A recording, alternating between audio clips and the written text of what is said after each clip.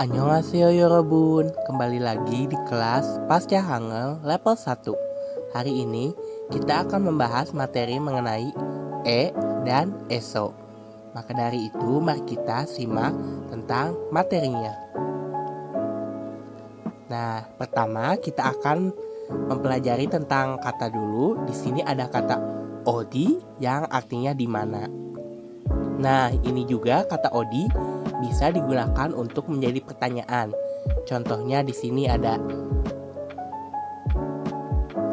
odi gago spoyo yang artinya kemana kamu mau pergi, dan ada odi gasoyo kamu sudah dari mana.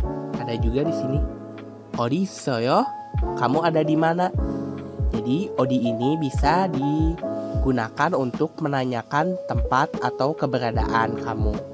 Nah, cara menjawabnya ketika kamu ditanya tentang odi ini, nah itu menggunakan si yang artinya di atau ke, atau bisa juga berarti dari titik-titik. Nah, cara penggunaannya yaitu menambahkan kata benda atau tempat lalu ditambah Jadi untuk kata tempat atau benda maupun vokal atau konsonan akhirnya tetap pakai Nah, contohnya di sini ada pertanyaan.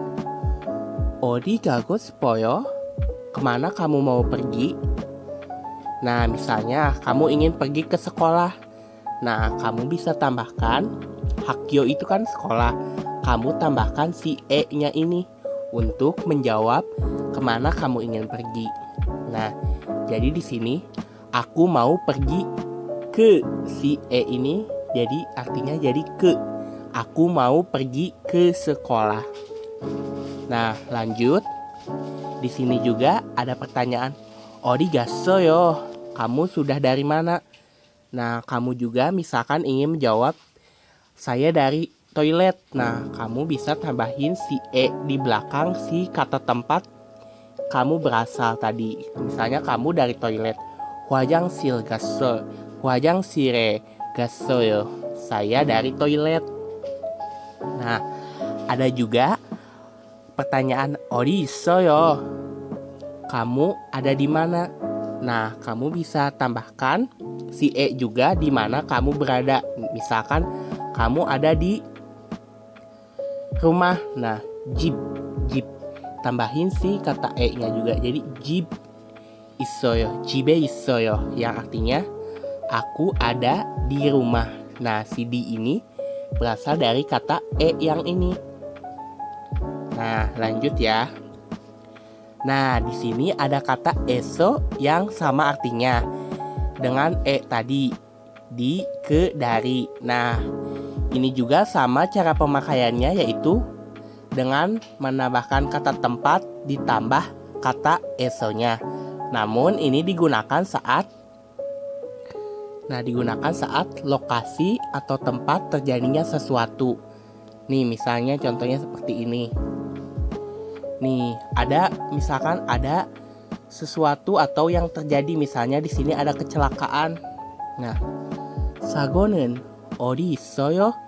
Nah, karena terjadi sesuatu, kamu bisa ubah bukan pakai jadi pakai eso. Jadi, nah misalkan kamu ingin jawab ada di jalan. Gori eso. Jadi eso ini untuk digunakan saat ada sesuatu yang terjadi. Nah, di sini ada kecelakaan, kamu tambahin si eso untuk menandai si tempatnya. Jadi kan ini terjadi di jalan nih. Gori eso isoyo, ada di jalan. Atau juga seperti ini contohnya. Jinggu odi manas soyo, di mana kamu bertemu temanmu.